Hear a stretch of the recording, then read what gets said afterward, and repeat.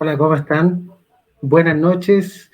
Desde acá de Chile les mando un gran saludo. Estamos con nuestros amigos también de la sede de Organización Colombia, el OPD Colombia, que va a cumplir casi 2 años de existencia dentro de nuestra organización, así que les mando un gran abrazo a ustedes por allá por Colombia. El día de hoy tenemos un gran invitado. Tenemos a Manfred Krautov, un analista en seguridad nacional por parte de Colombia, ha trabajado en los gobiernos también de Colombia, el gobierno pasado en este caso, y hoy día nos va a venir a hablar sobre Bukele y la seguridad latinoamericana. Por lo tanto, hoy día tenemos un tremendo invitado al cual le vamos a exprimir de conocimiento sobre este tema específico y claramente lo vamos a disfrutar cada centímetro de su intervención.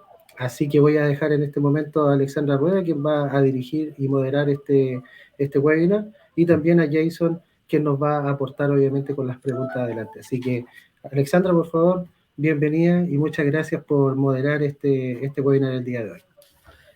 Gracias, Felipe. Bienvenidos a todos los que estén viendo en este momento nuestro conversatorio. Hoy con un gran invitado nuevamente, Manfred Grautov. Bienvenido, muchas gracias por asistir. Gracias, Alexandra. Muy amable. A Felipe y a todo el equipo, muchas gracias. Exacto. Nosotros, bueno, estamos acá con un experto en seguridad, consultor en seguridad nacional, como lo decía Felipe, columnista de seguridad nacional en el diario La República y analista en seguridad nacional en La Silla Vacía, todos medios de comunicación colombianos. Y igualmente, como decía Felipe, vamos a sacar mucho provecho del conocimiento de nuestro invitado en esta ocasión, que hablará precisamente sobre la situación de seguridad en El Salvador y cómo este ha tenido una gran difusión y una gran apreciación en Latinoamérica. Entonces, vamos a empezar con nuestro caso Jason Donato, quien dirigirá nuestro conversatorio el día de hoy. Y empezamos precisamente con la primera pregunta, y es acerca de el contexto general de El Salvador enfocado hacia la situación de seguridad de la nación. Entonces, Manfred, es todo tuyo el escenario.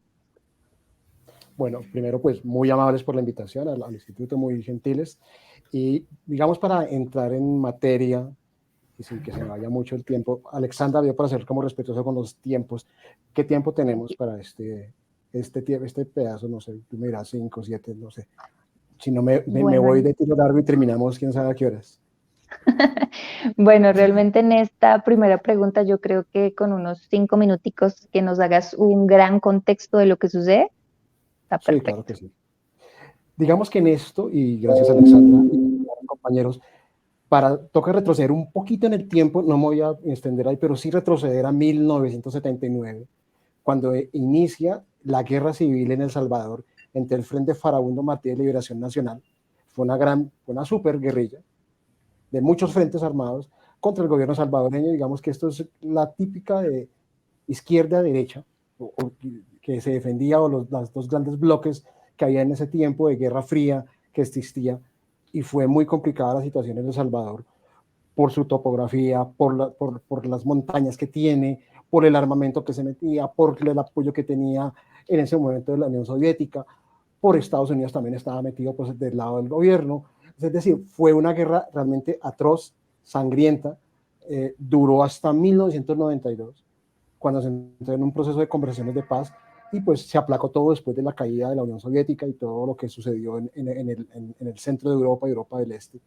Después de eso viene el proceso, y es una lección para los países que, pues, digamos, que han entrado en procesos de paz, que después de, si no se hacen bien las cosas, las violencias terminan saltando. Y eso es una de las grandes lecciones del caso tanto salvadoreño, guatemalteco y hondureño, porque fueron los tres países muy metidos en este problema. Después de eso, hicieron la paz, y digamos que se fueron a la parte, digamos, ya a un contexto político, de partidos políticos, pero simultáneamente casi que nació un estado paralelo que surge de la manera más curiosa. Muchos de los emigrantes de salvadoreños emigran a los Estados Unidos, Y en Estados Unidos llegan sobre todo a Los Ángeles. Y la situación con acceso a armas, eran excombatientes y acceden al mercado de armas norteamericano, que digamos que ustedes lo saben, por la segunda enmienda de Estados Unidos es bastante laxo, pues acceden a armamentos de gran calibre, y la situación en Estados Unidos se vuelve supremamente complicada, y Estados Unidos toma tajantemente una decisión, los deporta masivamente, y cuando los deporta, entonces vienen ahora no solamente siendo especialistas en lo que eran excombatientes de la guerra de guerrillas de los años 80, sino que ahora vienen con todo el aprendizaje criminal de Los Ángeles. Y además con el armamento y las conexiones de armamento que se traen de allá. Y entonces llegan nuevamente a El Salvador y se vuelve a la situación donde literalmente terminan llamándose las maras. Las más famosas, la MS-13 y la MS-15, las maras salvatruchas, por Salvador. Y terminan siendo toda una sociología que en ese caso es apasionante de ver todo el sistema de los tatuajes y el lenguaje de señas que manejan las bandas. Pero la situación se vuelve literal, que es un estado paralelo, es decir, las bandas literalmente mandan. Y aquí hay otra lección más, que es la justicia es endeble, porque curiosamente Salvador, uno dicen que es el estado más pobre, pero Salvador es un estado que tiene muchos emprendimientos y tiene una empresa bastante pujante. Pero desafortunadamente está concentrada en 4 o 5 familias. Sucede en Guatemala y sucede en Honduras. Y eso debilita mucho la justicia. ¿Por qué? Porque son monopolios y demás puntos, y la justicia termina siendo demasiado endeble, favorecer grandes monopolios, y esos grandes monopolios, al debilitar la justicia, pues eso repercute en todos, y las maras terminan teniendo un estado, literalmente es un estado paralelo, que terminan controlando la vida civil de los ciudadanos, y las cosas llegan a un extremo de que los robos, digamos, realmente un robo en cualquier país latinoamericano, si sea violento, es con armas cortas o cuchillos o armas blancas, pero en El Salvador las cosas eran de atracaban con AK-47, con M16, con AUG-1, con un armamento pesado, con formaciones de entrenamiento militar. Todo ese aprendizaje se fue heredando y heredando a través de las generaciones. Y bueno, esto se complicó muchísimo.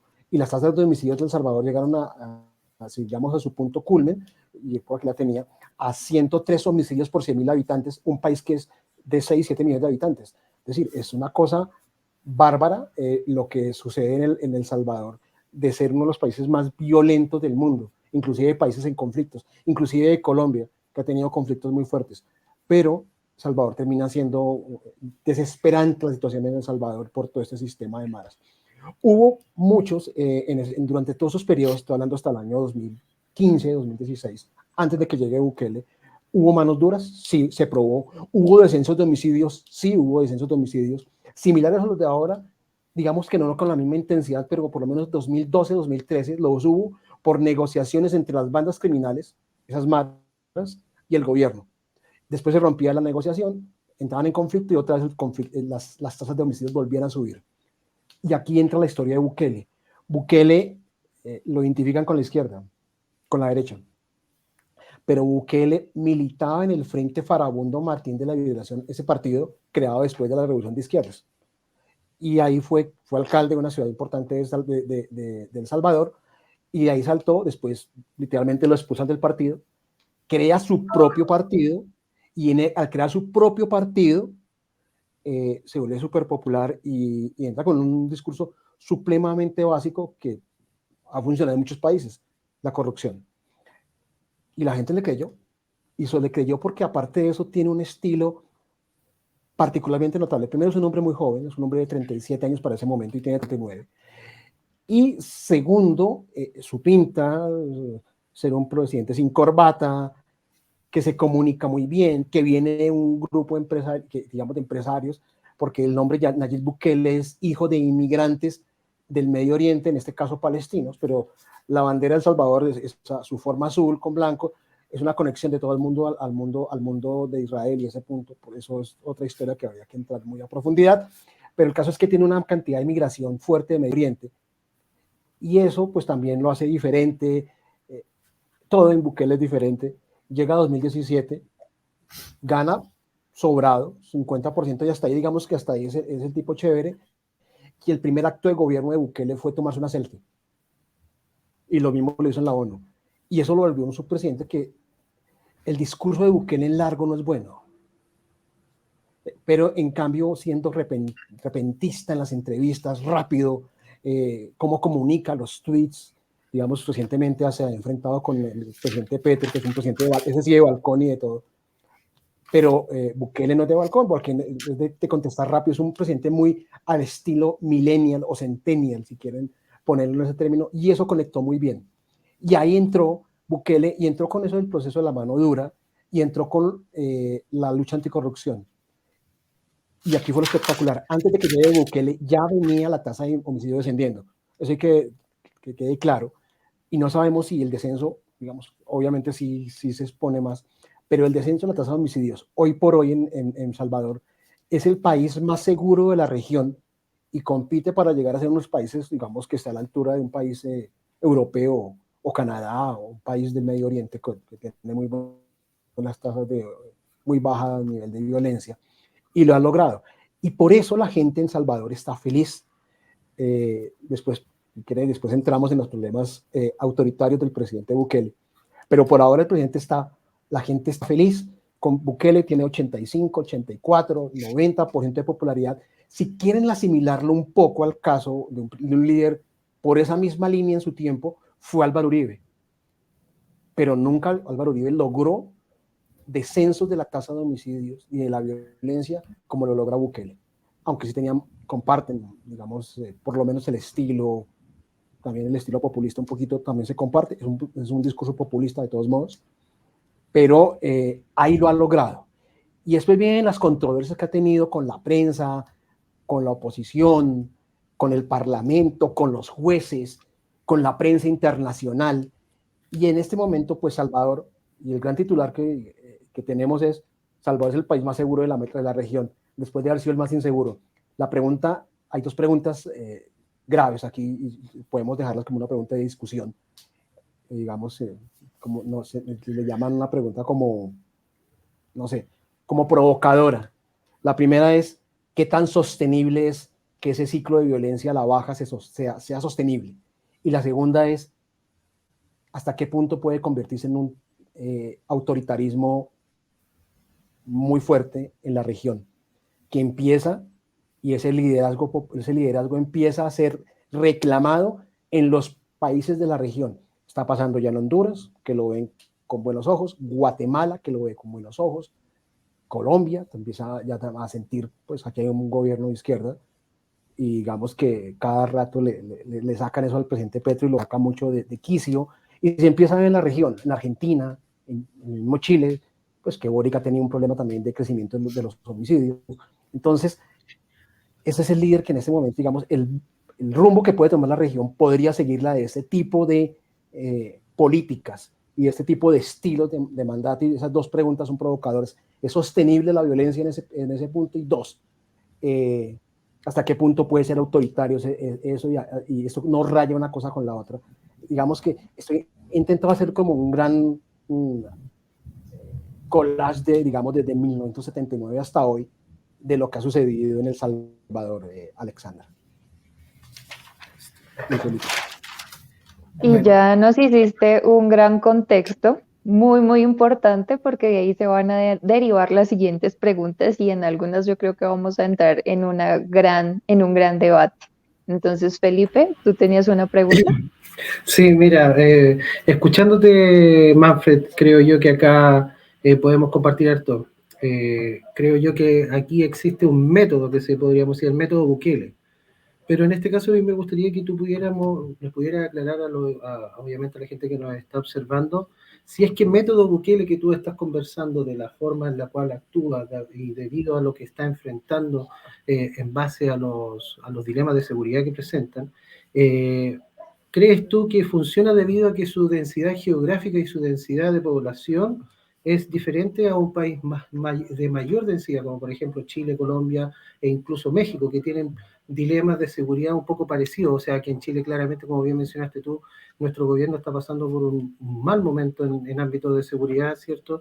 Estamos viviendo nuevos dilemas y no estamos haciendo un cambio de paradigma en el ámbito de lo que es la violencia. Estamos con sicariatos, que antes no existían, hace 10 años no teníamos sicariatos, estamos encontrando cuerpos botados en la calle completamente degollados, o sea, ese tipo de delincuencia nosotros no la conocíamos, no la teníamos insertada dentro de nuestro diario vivir de seguridad.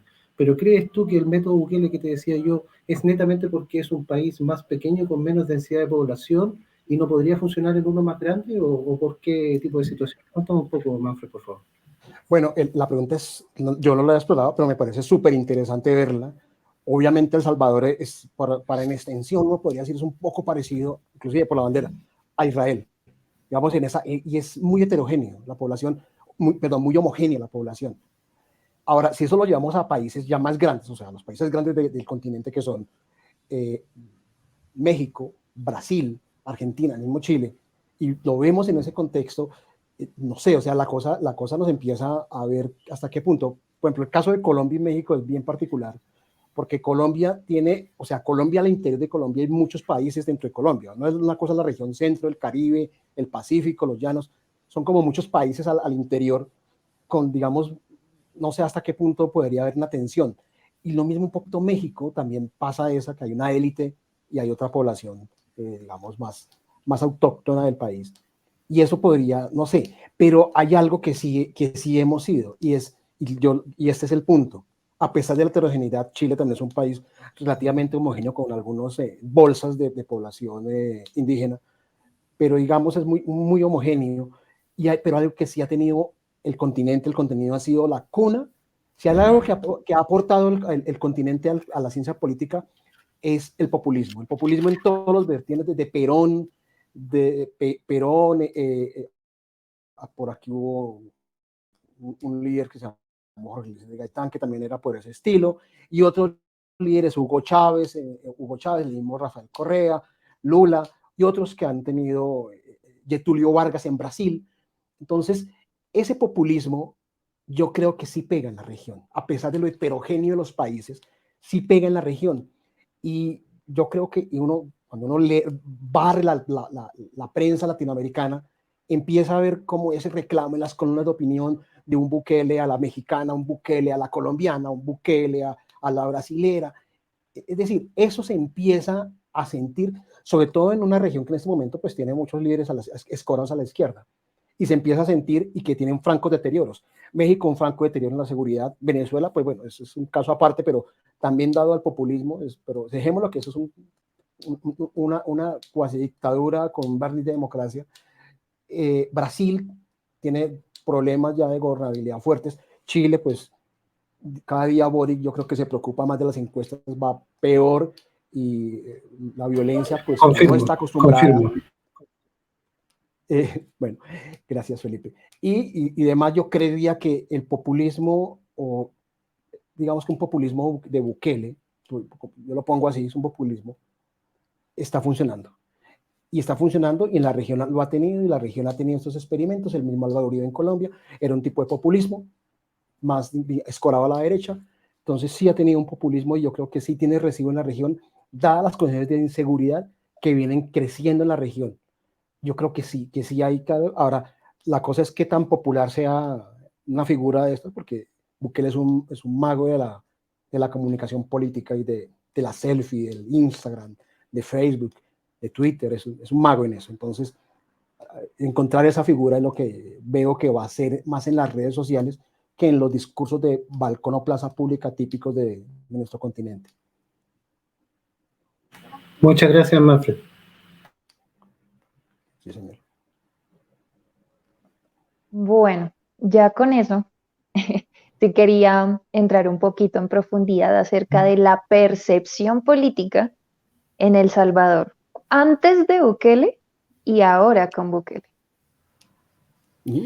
Bueno, pues a mí ya me gustaría pues realizar pues una pregunta, y me gustaría que pues parte de la discusión que nos resta en el tiempo estuviera girando en torno pues a un versus que yo veo muy álgido acá y que pues mencionó nuestro invitado, fue la seguridad versus la restricción a los derechos fundamentales. En esto lo hago en relación, hay muchos casos. Por ejemplo, aquí tengo pues acotación que, por ejemplo, los arrestos que se vienen haciendo dentro de El Salvador durante el periodo de excepción radican no en un aparato investigativo fuerte, sino más bien en acusaciones esporádicas o cotidianas de la gente señalando a alguien de pandillero o la obtención de tatuajes. Entonces, no hay digamos, un criterio fuerte por el cual una persona pueda ser acusada y llevada a la cárcel por ser pandillero, sino simplemente por esa percepción de que puede ser pandillero.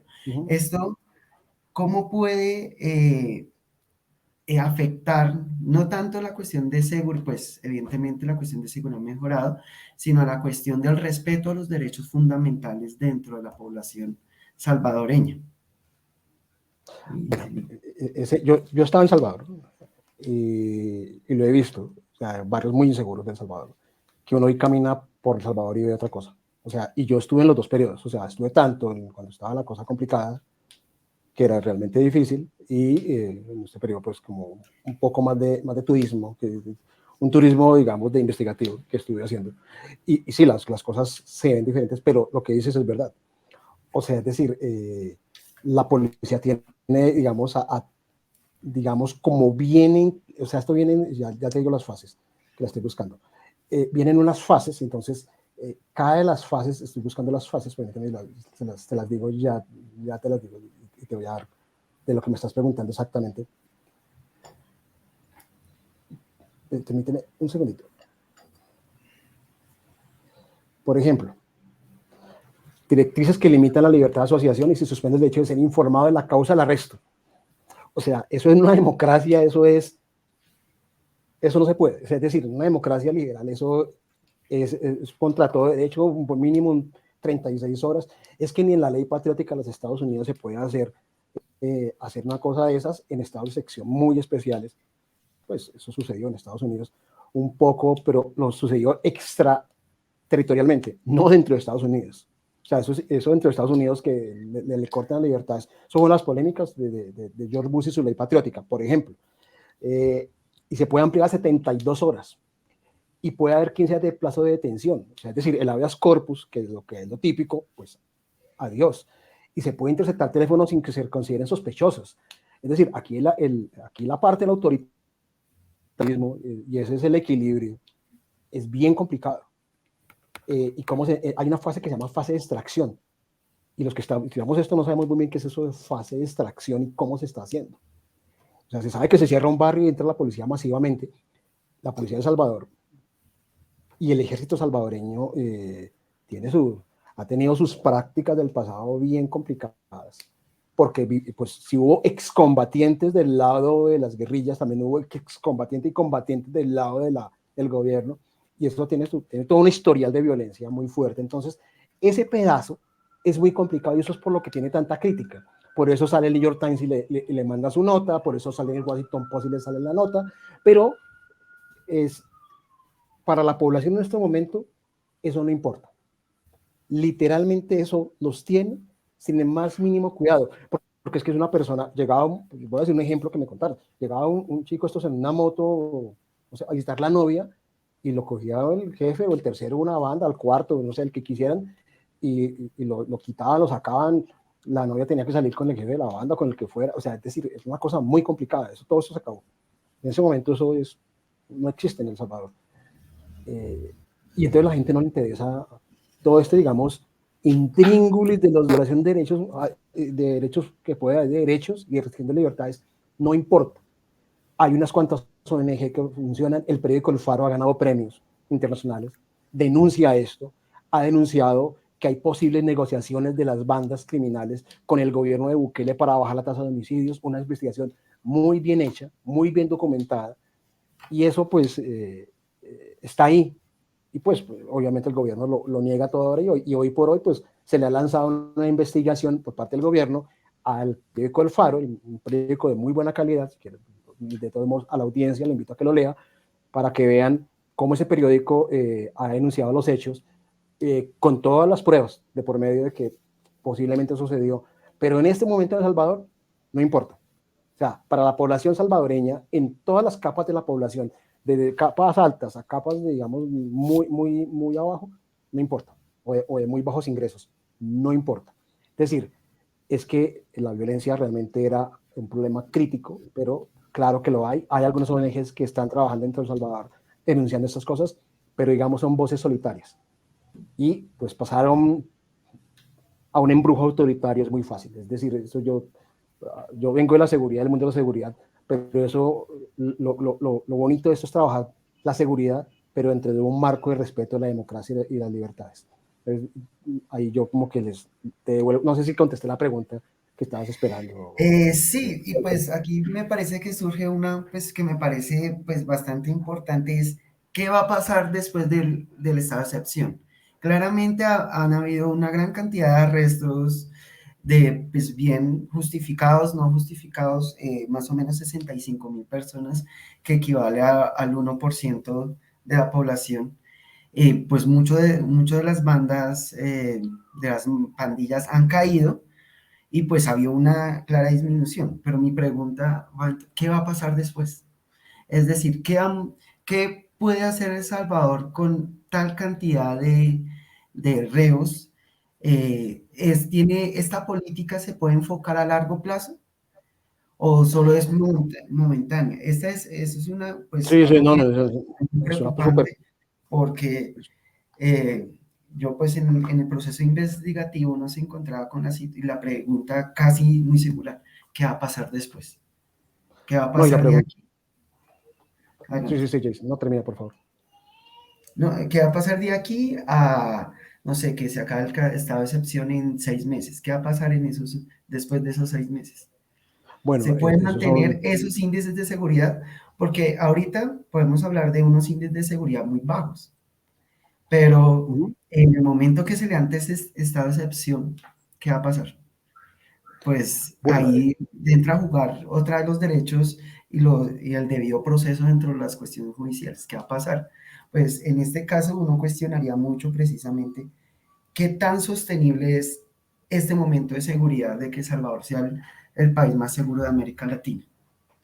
Entonces, sí, la pregunta es bien interesante.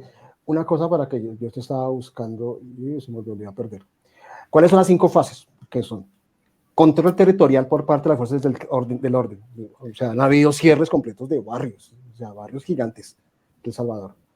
Eh, la primera, programas sociales para negar el espacio al crimen organizado. Eso es, digamos, y de eso ha conseguido, fíjense que el gobierno de Bukele en eso ha hecho mucho, porque Bukele ha criticado a China, pero ha viajado a China.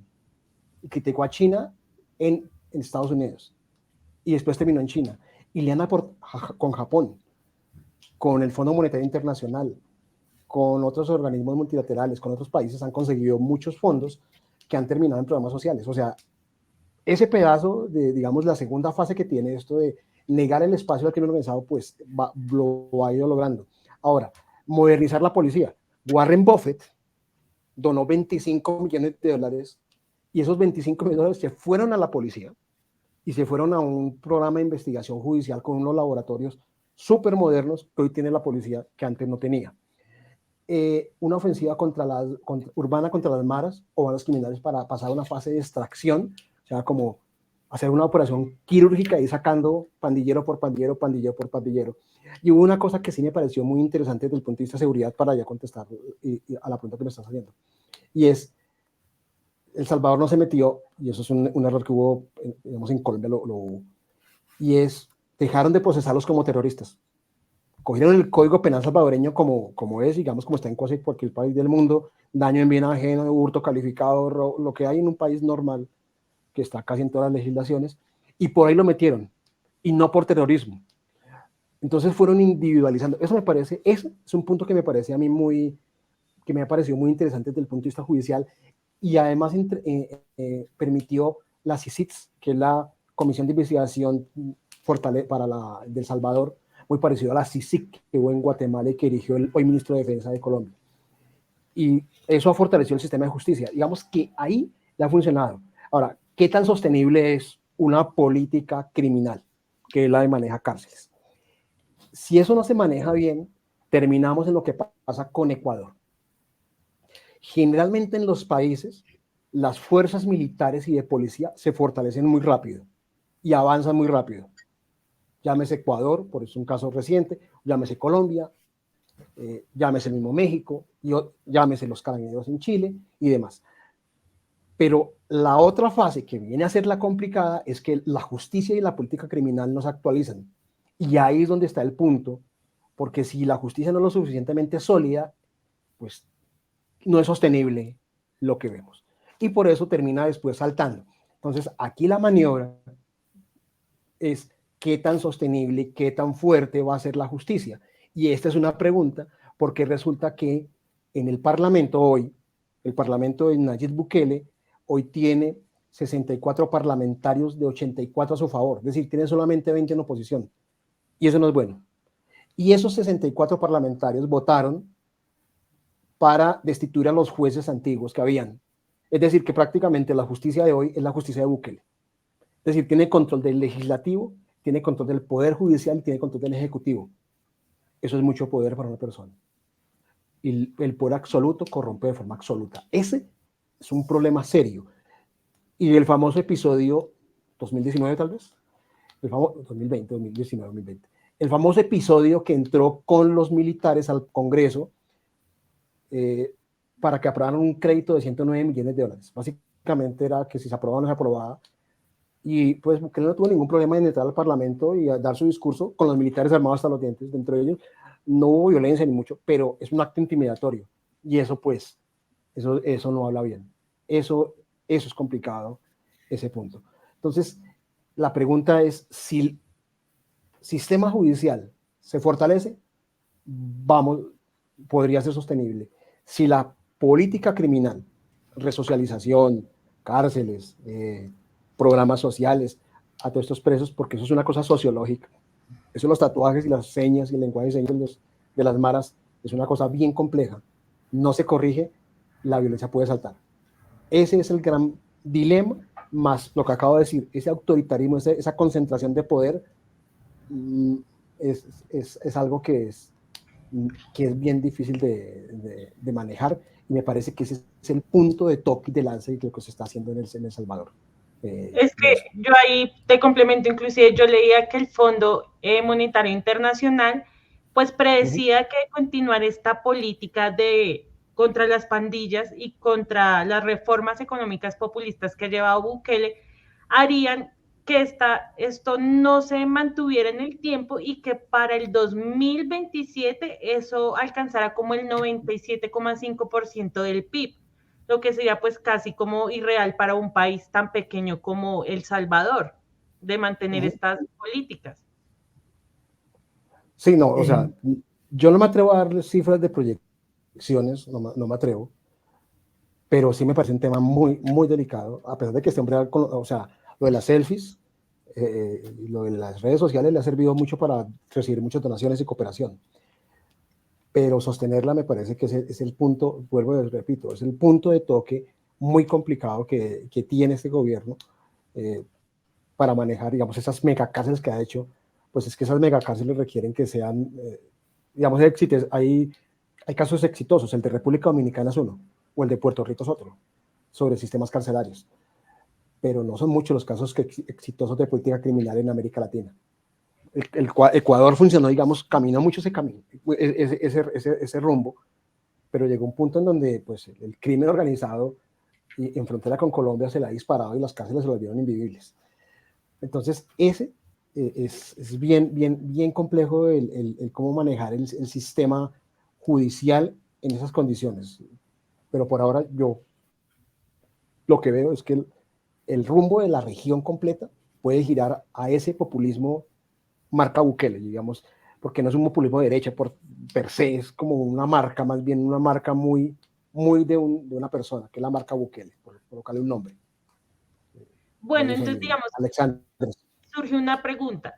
¿Este modelo se podría aplicar en otros países latinoamericanos? Porque hemos visto, digamos, que parte de Costa Rica, pues, le ha parecido las políticas interesantes.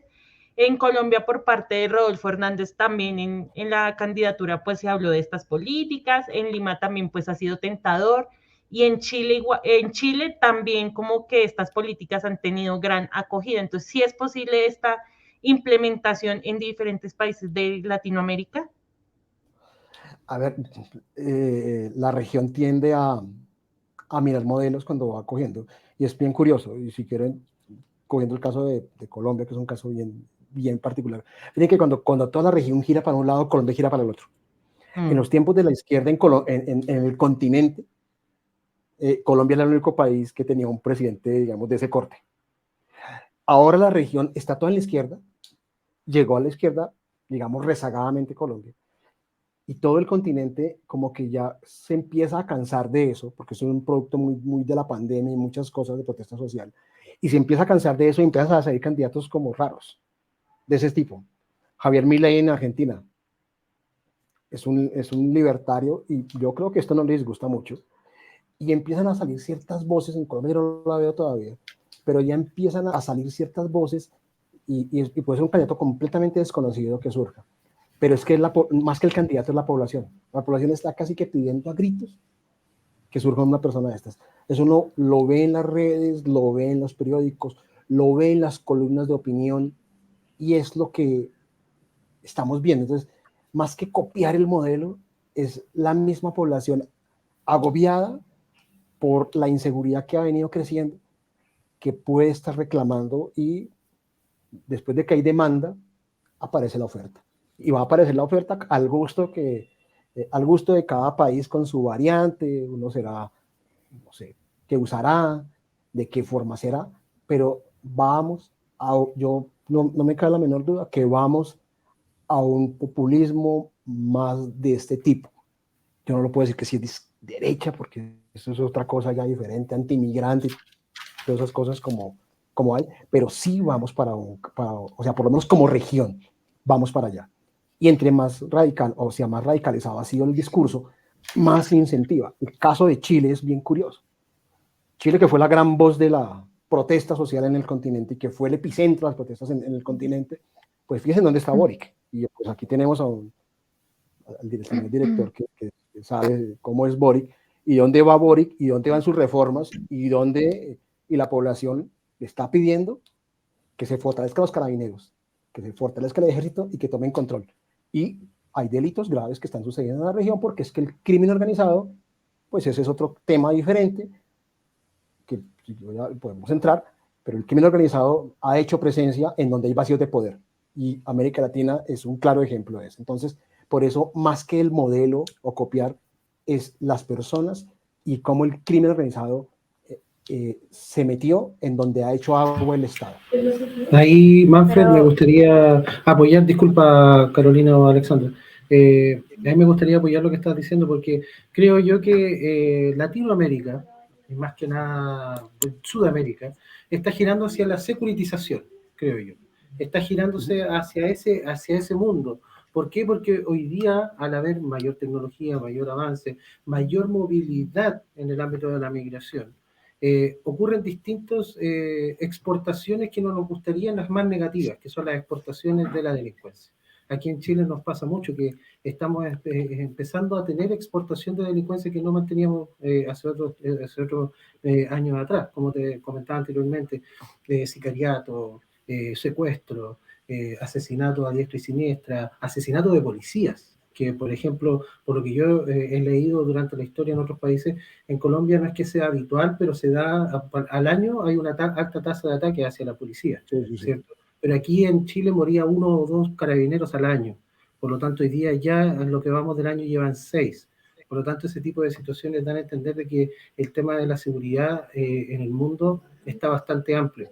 De hecho, estuve leyendo antes de este webinar, estaba leyendo tu columna del año 2021 que se llama Crimen en Expansión y Contramedidas, que hablas tú de Bogotá, ¿cierto? Entonces a mí me gustaría hacerte una pregunta por sobre eso. ¿Cómo ves tú, de acuerdo a esa columna que yo me acuerdo porque tú terminas esta columna con una exclamación que dice, es hora de actuar, los ciudadanos imploran con desesperación seguridad? Y creo yo que el año 2021 vaticinaste de alguna manera qué es lo que podía ocurrir en el escenario futuro, porque ahí estábamos hablando de tiempos de COVID, cuando la gente no salía mucho a las calles y la delincuencia estaba un poco más controlada en el núcleo de la misma pandemia. Pero hoy día que ya estamos fuera de esta pandemia, empiezan a ocurrir ya este tipo de necesidades que tiene la gente, porque hablemos que ¿para qué ocultar las cosas? Hay algunas veces que la delincuencia se da por gran necesidad y eso es algo que pasa. La inflación, la guerra exterior, distintos tipos de situaciones que hacen que la clase media baje de calidad y hay algunas personas que estaban más en la clase más baja, ¿cierto? Bajen de categoría y tengan que recurrir a distintos tipos de métodos, etcétera, etcétera. No es una justificación para nada, pero es una realidad. Por lo tanto, ¿qué me podrías decir tú, Manfred, por sobre esos puntos que te he estado dando? Bueno, el crimen, a ver, eso sí lo, digamos en su momento, y eso ya fue una cosa interna dentro del gobierno, se hizo un memo de seguridad nacional interno, ya puedo hablarlo, no hay problema, y sí se preveía que había un crecimiento, y hubo un debate interno entre el gobierno colombiano, pues me estás preguntando algo muy específico aquí, y para yo llegar a esa conclusión, pues tomamos varios casos en el mundo que estaba sucediendo, y eso pasó en Nueva York y pasó en otras partes que son, digamos, hasta en España, pues que tienen unas bajas de crimen. Y fue algo como que sucedió porque el crimen organizado como tal, digamos que también mutó y es muy tecnológico. Y el crimen organizado está mezclado en todo, o sea, todo lo que usa un teléfono celular está sujeto a que el crimen organizado lo toque de una manera, sea porque le roben la billetera virtual, crímenes cibernéticos y sea una cantidad de situaciones. Entonces el crimen está metido porque medie con drogas sintéticas, por todas estas cosas que han venido surgiendo. Y eso se veía venir. Y cuando el crimen empieza a estar en expansión, pasa algo curioso, y ya que tocas el caso chileno.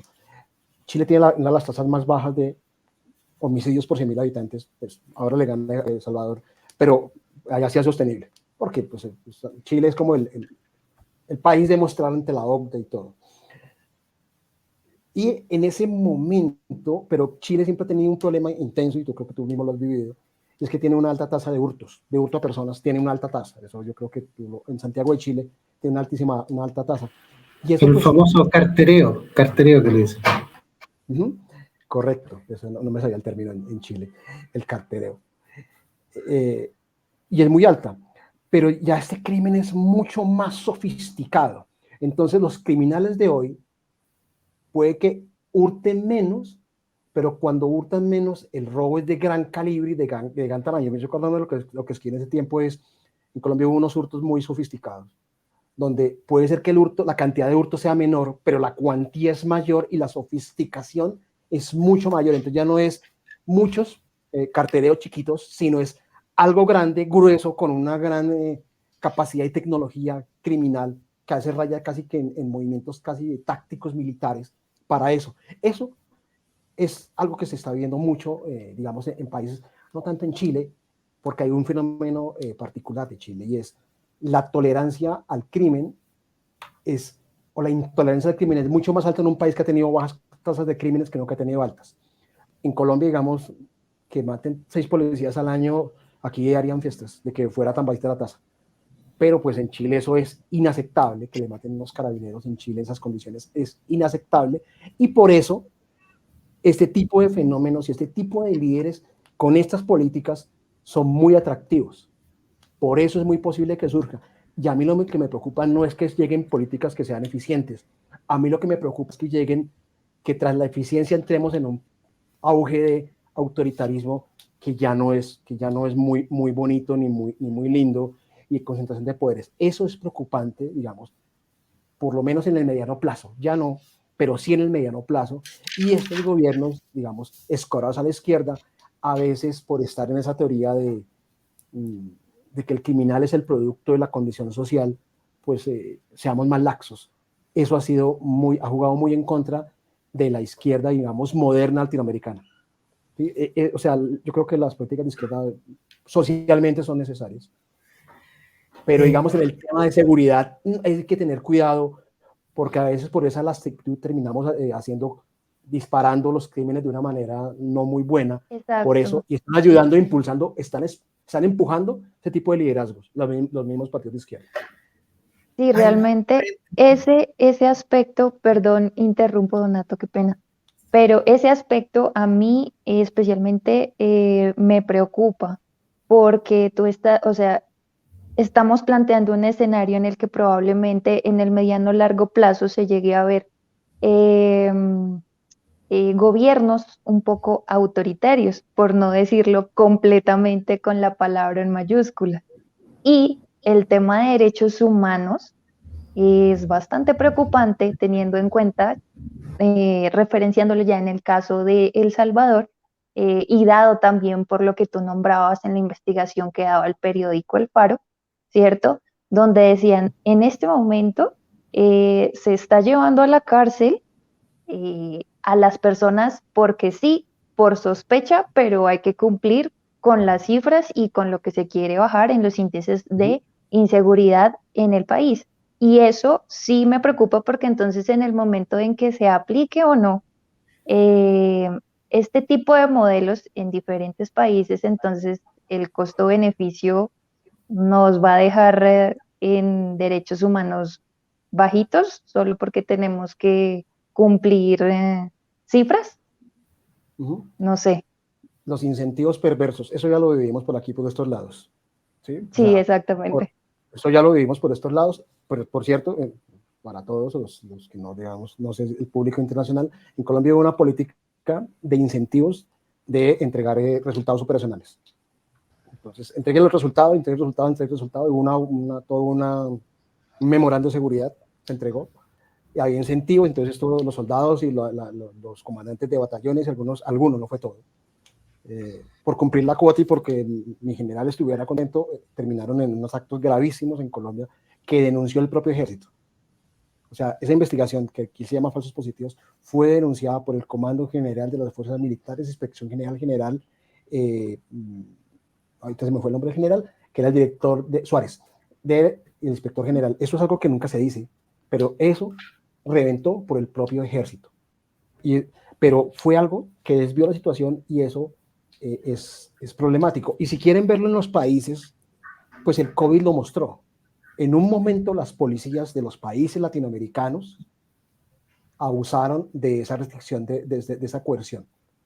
Y eso sucedió en muchas partes y eso también, digamos, en algunas partes, también incentivó las protestas y también fue un estallido social, también porque las restricciones del COVID, también la policía a veces amparaba en alcaldes por restringir que todos usen la mascarilla y que terminamos en unas restricciones que terminaron muy mal y en protestas muy malas. Entonces, en eso, o sea, cuando uno pide la mano dura hay que saber hasta dónde se llega la mano dura porque puede terminar siendo problemática. Eso es un tema que ya lo hemos vivido y que tiene incentivos, y sí es problemático. Evidentemente lo es, pero va la contrapartida y es estos gobiernos que empiezan a ser laxos con el crimen, terminan incentivando personajes, porque, o sea, Bukele no llegó solo. Bukele llegó porque había un estado de caos en El Salvador, patrocinado por el Frente Farabundo Martín de Liberación Nacional, que es de izquierda. O sea, por eso llegó Bukele y es un rebelde de la izquierda. Pues para colocar, sí, es un tipo rebelde de la izquierda que terminó en políticas más escoradas a la derecha, si quieren verlo desde ese punto de vista. Pues, bueno, aquí pues hay muchas cosas que pues me gustaría pues que tomáramos dentro de la discusión. La primera radica el debate que había entre Bukele y Petro en unos momentos por Twitter que fue muy, muy interesante. No, pues no radica más de una cuestión personal ni nada, sino en la concepción misma y la percepción de seguridad que se tenía en los días. Acá, en Colombia, se pasó por una reforma al sistema penitenciario en cual se da primacía ante todo a la resocialización de los prisioneros. Entonces había una cierta lasitud, porque aquí, en ese sentido, hay una constitución más hacia la suerte de resocialización de los prisioneros, más que a un castigo que se les está implantando. En este sentido, el debate entre Bukele y son por esos tipos de modelo, porque Bukele es mucho más punitivo y dentro de sus cárceles, pues parece ser que no hay una idea de resocialización, sino que los va a tener ahí y en ese sentido, para mí, no habría una política pues de cómo reincidir la persona en el entorno social Y cuando salgan, sí, pues eventualmente la misma pregunta de hace rato, ¿qué pasará cuando salgan si no hay un sistema de resocialización? Entonces, esa es la disputa de esos modelos. Y pues su merced dice mucho sobre la lasitud precisamente de las políticas de seguridad y otras, volvemos aquí en el caso Bukele versus Petro, que es los intentos o pues lo que viene desarrollando como la paz total, que en ese contexto no da, pues da unas dádivas o pues unas prebendas para la disminución de la violencia y la entrega y la pues, desmovilización de los diferentes grupos. Ahí la pregunta sería, ese modelo de Bukele claramente se podría o no se podría implementar en este modelo de diálogos. Ahí para mí encontraría su límite, porque aquí no nos estamos enfrentando a unas pandillas, sino nos estamos enfrentando a organizaciones mucho más fuertes y organizadas. Entonces, en ese contexto me parecería muy inverosímil pues, lo que hace Bukele en ese sentido. Entonces, mi disputa es entre Petro y Bukele, uno por la política punitiva versus la resocialización, la otra pues también la cuestión punitiva versus los diálogos de paz. Ahí, ¿usted qué le vería más futuro como más exitoso? Porque dentro de pues de la columna de opinión que su merced hace, habla sobre una frase de Bukele, que es los buenos, como más o menos parafraseando, los buenos resultados lo dan buenos gobernantes. Y yo leyéndolo me recuerda mucho a Maquiavelo. Entonces, en ese sentido, no. Bueno, Entonces, no sería... Claro, cuando yo cierro la columna, lo cierro con una frase de... Generalmente lo dejo como una frase provocadora, si se dan cuenta, yo siempre dejo una frase provocadora, no por alinearme hacia un lado del otro, sino diciendo, es una frase de Bukele. Bukele dice, los buenos gobiernos dan resultados, los malos dan excusas. Es básicamente lo que dice. Claro, este es un tema este es un tema, y ya te doy la palabra, este es un tema que que es palpable. Recoge réditos rápidamente, y eso ya lo hemos visto. Rápidamente recoge réditos, pero después, y eso es lo que me estás preguntando, es el proceso de eso, cómo lo sostenemos. Y eso tiene un costo fiscal, y eso tiene un costo judicial, y eso tiene un costo a largo plazo, y enormes costos para la sociedad como tal. ¿Cómo sostenemos eso? Eso es, digamos, es una de las preguntas serias, eso se llama política criminal. Yo no me quisiera meter tanto en el caso colombiano, digamos que porque yo veo que hay mucha audiencia que es internacional. No quisiera entrar ahí porque es un tema muy, muy, muy peculiar, pero yo quería que el modelo, ese modelo de Bukele es muy urbano. Evidentemente las maras operan en un contexto urbano. El conflicto colombiano opera en un contexto más rural.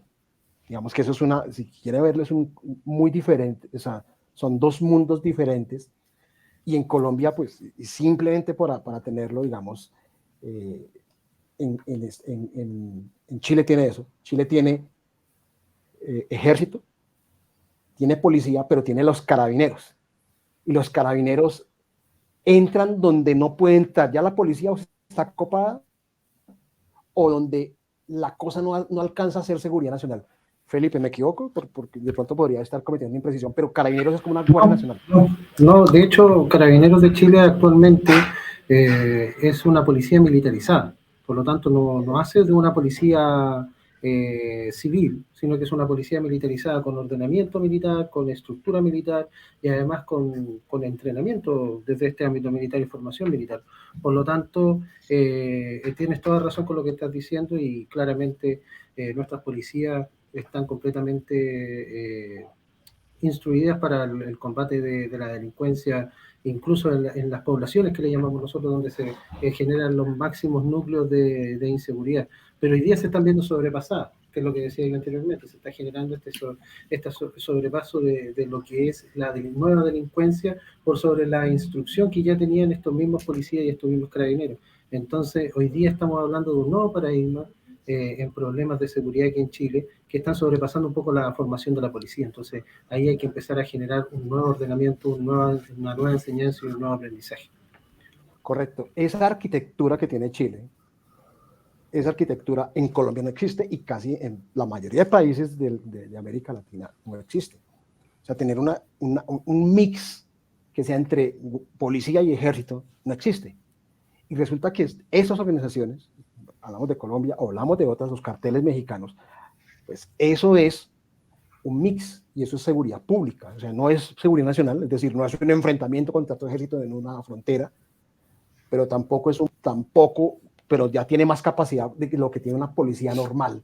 Entonces, en ese mix es muy complicado y en ese mix lo tiene que manejar dentro de un Estado democrático. El punto es que países como el nuestro o como el resto de la región, los sistemas democráticos son mucho más sólidos. Eso en Chile es impensable. O sea, así de entrada, ellos ya vivieron una dictadura y todo lo que cuenta, eso es impensable. En Brasil por el mismo estilo. Entonces, ese tipo de mix va a ser muy complejo porque, claro, es que la pregunta de Felipe al comienzo sí es más sencillo. Es que Salvador son 6, 7 millones de habitantes y es un país muy heterogéneo. El resto de países de nosotros no tiene esa heterogeneidad y tiene todos estos controles democráticos, contrapesos, pesos y demás, que lo hace muy difícil que este tipo de políticas, digamos, sean por lo menos sostenibles en el mediano plazo. Ahora, ¿qué pasa con el caso salvadoreño? Realmente es una incógnita. Nos toca esperar qué va a suceder en el mediano plazo, por lo menos qué va a suceder con todo este punto. Caso de aquí en Colombia hay 113 penales en todo el país y pues están colapsados, todos. Y entonces aquí las estaciones de policía hacen de penales. Entonces la situación aquí es compleja y pues eso nos lleva a todo un problema de seguridad muy extraño, de una simbiosis muy difícil armonizarla entre democracia y política pública de seguridad. Entonces es bien interesante lo que está sucediendo y te cierro con lo de el debate que hay entre Bukele y Petro. Pues es que son dos líderes, son opuestos en todo sentido. Bukele no es un hombre de discursos largos. No es o sea, si yo lo miro bien, no es un hombre que sea el gran discurso y que uno se quede, Barack Obama, pues, no lo es. Petro sí, pero Petro no es un hombre que pelea mucho en Twitter, pero no es un hombre que comunique por Twitter. Bukele sí, Bukele es de Instagram, de Twitter y de todo. Es un hombre fresco, es un hombre que responde rápido. Son dos modelos, más es el agua y el aceite en muchos sentidos, pero tienen su toque populista ambos, ahí sí se parecen. Entonces esa pelea va a seguir porque el coco para cada uno de ellos es el otro. El coco de Bukele es Petro y Petro es Bukele es el coco de Petro, obviamente, y esos tipos de líderes van a empezar a surgir en América Latina, no sé cómo, no sé en qué vertiente, no sé en qué contexto, pero estoy seguro que eso va a surgir y en 1 o 2 años vamos a estar viendo quién se parece más a Bukele. Yo casi que lo podría apostar, casi que me haría otra columna de esas premonitorias que lo veo venir. Y en ese contexto, precisamente aquí yo revisando una opositora menciona, ¿América Latina estaría dispuesta a renunciar a la protección de los derechos humanos por seguridad? Si es válido hablar de seguridad por encima de los derechos humanos, que ha sido uno de los grandes avances que ha tenido América Latina en los últimos 30 años más o menos. ¿Sí vale la pena hablar en ese contexto? ¿Sí América Latina va a atender a eso o llegaremos a un momento en que le pondremos límite a ese tipo de gobiernos? Yo no sé, o sea, yo veo los hechos y los hechos es que cuando han aparecido ese tipo de gobiernos en países que tengan así muchos avances en derechos y todo, esos gobiernos han tenido altos niveles de popularidad. Eso es una realidad enorme que ha habido con sus límites, y cuando han habido ese tipo de líderes han aparecido y han surgido y han pululado por la región. Eso se vio en los años 70, en los años 80, se vio, y después todo modelo populista de izquierda se dio en América Latina y polularon, y ahora estamos en periodo donde yo creo que van a pulular los líderes derechos, digamos, más escorados a estas políticas de seguridad, y creo que la población lo va a aceptar. ¿Por qué? Porque ver las tasas de inseguridad que hay en los diferentes países, es muy probable que el tema de la agenda política de los países sea ese, y el tema de, digamos, que es muy de millennial, ¿no? muy de votación joven, pase a un segundo plano. Creo que eso puede ir para ese lado, o sea, me parece, y ahí es donde yo le digo que está bien tener políticas sociales y todo, pero en el tema seguridad, y eso no lo digo yo, lo dice aquí un analista aquí que es León Valencia, él mismo siendo de un partido de izquierda y una fundación que es un tanque de pensamiento de izquierda, dice que ellos realmente no son, que no son buenos gestionando cosas de seguridad, que no son buenos gestionadores de la seguridad. Y lo dice una persona que viene del mundo de los tanques de pensamiento de la izquierda, y dice que los partidos de izquierda no son buenos en gestión de seguridad. Entonces, creería que va para allá. Y lo mismo creo que va, y Estados Unidos, ojo que Estados Unidos no lo tenemos en la ecuación. Estados Unidos yo creo que también puede tener un giro nuevamente hacia una de estas políticas, también, por lo mismo, porque no es que vaya muy bien al Partido Demócrata en este momento en los Estados Unidos. No sé si de pronto cabe resaltar también que la misma historia y el incumplimiento, por decirlo de alguna manera, de los gobiernos, tanto de derecha como de izquierda, como se quieran teñir en este momento, por el incumplimiento a muchas necesidades a la misma población, es que vienen, digamos, en esa tendencia de pedir, de solicitar inconscientemente una política un poco más autoritaria, mucho más estricta frente a temas de seguridad que no están afectando ni a uno ni a dos naciones, sino a muchas a nivel Latinoamérica. Y que, por ejemplo, me atrevería yo a decir en el caso de El Salvador también han afectado las decisiones para que la gente hubiera elegido a una persona como Bukele por incumplimientos, por ejemplo, en el 2015 del mismo gobierno hacia las maras, cuando solicitaron también algún tipo de beneficio para reducir las tasas de inseguridad, y que el gobierno en su momento dijo sí, pero a la larga no llegaron a nada, hubo un desacuerdo, un incumplimiento, y trajo también asimismo una ola violenta poniendo al 2015 como uno de los años eh, Sí, más peligrosos o violentos en El Salvador. sí, y es cierto, digamos, cuando el crimen, cogemos un ejemplo más lejos para verlo más contexto, a veces poner el espejo más lejos nos lo muestra. Cuando la Unión Soviética reventó, hizo agua al modelo y se acabó, y todos estos países, Hungría, Lituania, Letonia, Estonia, todos estos países reventaron, pues el Estado hizo agua. Y cuando el Estado hizo agua, pues nadie cumplía los acuerdos, los pactos y todo, y entraron unos empresarios que se llamaban crimen organizado, y sustituyeron al Estado. De ahí nacieron esas grandes organizaciones criminales para cumplir los acuerdos. Básicamente es porque a la final el crimen organizado es una organización económica que hace cumplir acuerdos de manera verbal, y de manera informal y de forma violenta. Y eso fue lo que sucedió. O sea, cuando el Estado colapsa, el crimen organizado entra. En muchos de nuestros países, el Estado, y tú lo estás diciendo, no ha sido buen gestionador de los bienes públicos que requieren las personas, y ahí entra el crimen violento. Después esto se agrava, y después esas mismas personas, viéndose colapsados, empiezan a exigir ese tipo de políticas más duras. Entonces, digamos, ese colapso del Estado que ha habido en muchos estados, tanto nacionalmente como territorialmente, ha sucedido. Caso venezolano. El caso venezolano, Venezuela, antes de 1999, antes de llegar al chavismo, la tasa de crímenes era muy baja. Tenía problemas, pero el Estado empezó a hacer agua, exigió un cambio, llegó el cambio pues lleva 20 años y no ha salido el cambio todavía, y todo el crimen mundial llegó a Venezuela. O sea, no hay organización de crimen organizado que no tenga su asiento en Venezuela.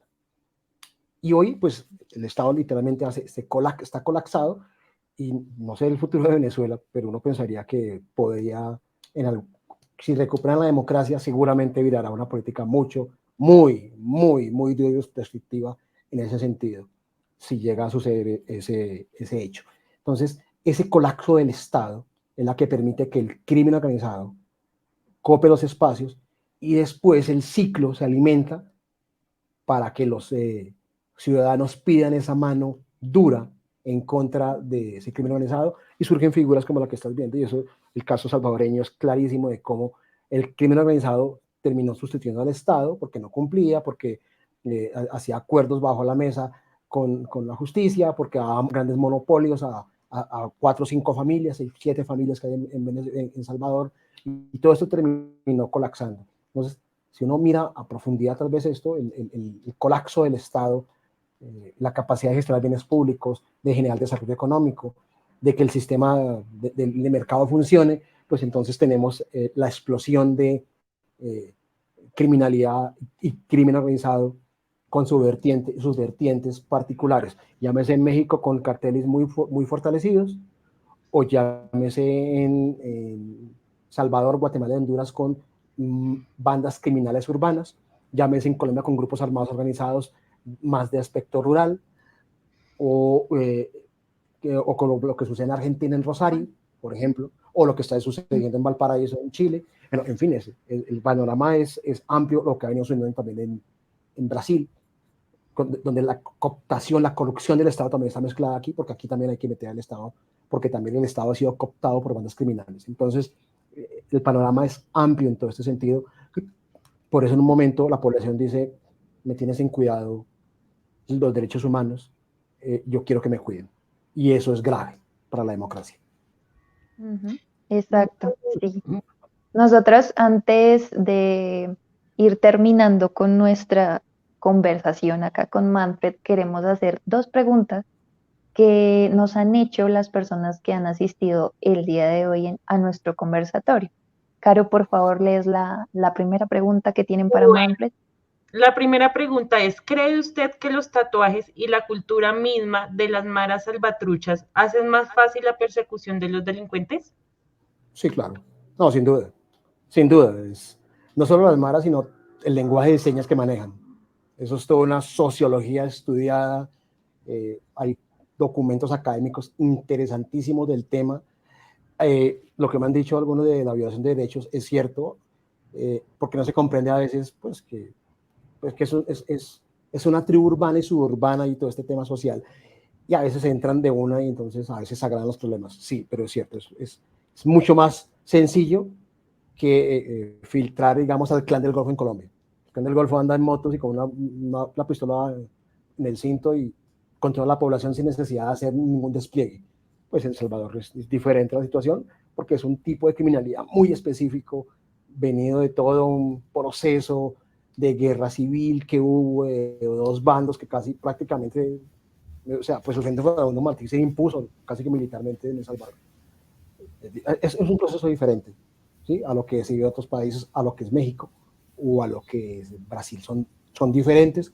El Brasil de las favelas de Brasil es muy diferente, cómo se combate en Sao Paulo o en Río de Janeiro a este tipo de organizaciones. Es muy completamente diferente. Ok. Pero sí. Ok. Bueno, y la segunda y última pregunta que nos mandan es, sabemos que nuestro amigo Bukele no es amigo de los organismos internacionales. ¿Cómo aplica el derecho humanitario en El Salvador? Es una pregunta dificilísima. Todos los días yo lo sigo y estoy pendiente de la prensa salvadoreña y todo.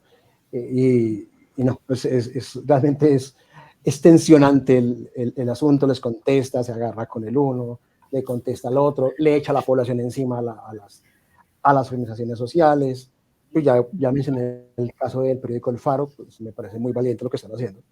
Sí. Sí, porque puedes denunciar y sacar la investigación, pero pues el Faro ya tiene una investigación andando en cursos por lavado de activos. Es decir, es difícil cuando los gobiernos tienen ese control, ese poder. A mí cuando hay un presidente que tiene más de 80% de popularidad, ya no me parece muy chévere, la verdad, si quiero se lo digo, así sea muy popular. Y a mí me parece que un presidente que con un 54, 55 me parece bien, pero ya cuando empiezan a saltar poderes absolutos, a mí yo les empiezo a tener cierto resquemor, a pesar de que ustedes podrían decir, yo tengo cierta afinidad con el mundo de la seguridad, sí, pero no con el mundo de violar derechos humanos ni nada. Esas son dos cosas muy diferentes que yo nunca caminaría nunca. Entonces, una cosa es que yo venga del orden social, que haya un orden y un clima armónico, y otra cosa ya es pasarnos de la raya, y eso me parece complicado. Y eso le pasa a Bukele, que le vive en pelea todo el tiempo, está con el Washington Post, con el New York Times, con todo el mundo. Contesta muy feo, Sí. o sea, entre otras. Es agresivo. Sí, realmente. Es muy Sí, agresivo. realmente a veces sus comentarios son bastante fuertes, atrevidos, pero bueno, esa es pero la... le encanta a la población allá eso. Yo estuve allá y le encanta a la población. O sea, en El Salvador en este momento está prohibido hablar de Bukele. O sea, no. Y eso yo lo vi en Colombia. Cuando era mal visto hablar de... Yo era profesor universitario en ese tiempo, cuando estaba Álvaro Uribe, y por muy que tuviera la situación de seguridad controlada, ese unanimismo en ese momento a mí no me gustaba. Y me pareció bien cuando le dijeron no más tercer mandato, no más. Eso me pareció bien. Entonces, me parece que Colombia en eso ha sido un país extrañamente atípico al autoritarismo.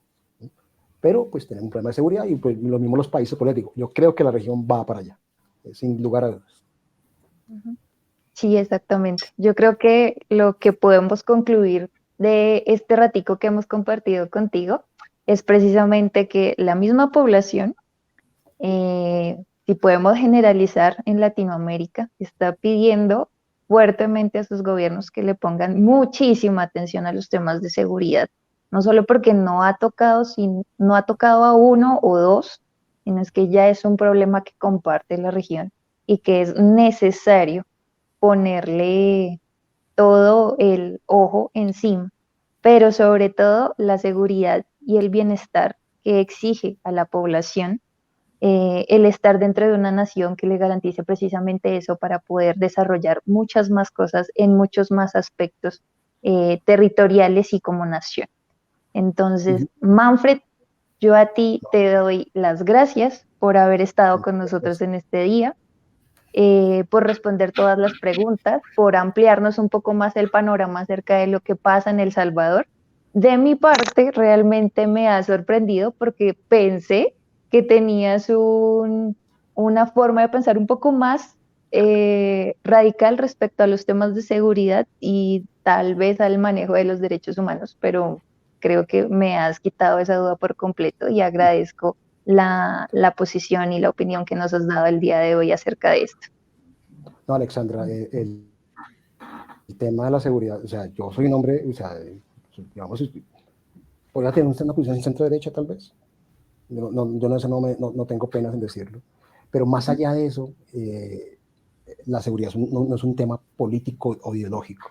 Eso es algo que generalmente, ya cuando me hablo en este tipo de espacios, no es un tema político ni ideológico. Es decir, si a mí el gobierno Petro me llamara a decirle que les ayude, les ayudaría con muchísimo gusto. Obviamente, y les diría por dónde no vamos y por dónde tal vez sí. Lo mismo si me llevara el presidente Andrés Felipe Obrador y me dijera que colaborara con el gobierno mexicano, con muchísimo gusto, porque es que aquí la seguridad es la vida de las personas. Y por eso el tema ideológico lo tiene que dejar de un lado. Fíjese que el gobierno demócrata, el asesor de seguridad, es un tema que no se discute en Estados Unidos. Ese tema de la seguridad pública y nacional, eso no se discute, eso es una agenda bipartidista, se acabó.